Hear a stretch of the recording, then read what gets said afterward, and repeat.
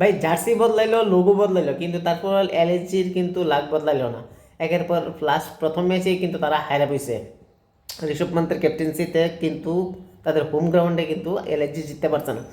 যে আইপিএলের মধ্যে লাস্ট লাগাতার যে 4 ম্যাচ হয়েছে, প্রত্যেকটা ইভেন্টে কিন্তু হোম গ্রাউন্ড জিতছে। বাট গতকালকে এলএসজি তার উল্টা করছে, Delhi as a visitor team হয়ে এসে জিতা লাইছে।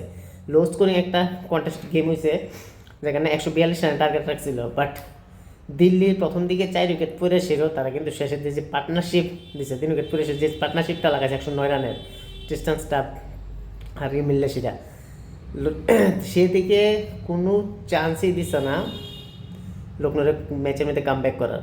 অন্যদিকে ঋষভ পান্তের ক্যাপ্টেন্সি নিয়ে হারার পরে কিন্তু রাজীব গনেকা যে তার চিরাচরিত আন্দাজ ক্যাপ্টেনরে বকা বা তা নিয়ে আসে একটু হট হিটেড থাকা, এটা কিন্তু আমরা আবার দেখতে পেলাম জাস্টিন ল্যাঙ্গার এবং ঋষভ পান্ত প্লাস রাজীব গনেকা এবং তার টিম ডিসকাস করতেছে, এবং ডিসকাশন যে আনহ্যাপি যেটা কে এল রাহুলের সঙ্গে করছিল, এটা কিন্তু আমরা দেখতে পাইছি আবার।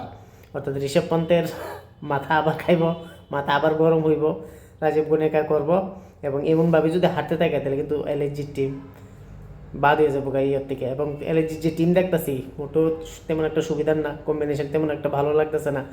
পারফরমেন্স কতটুকু করে নেক্সট ম্যাচের মধ্যে এটি দেখার বিষয়।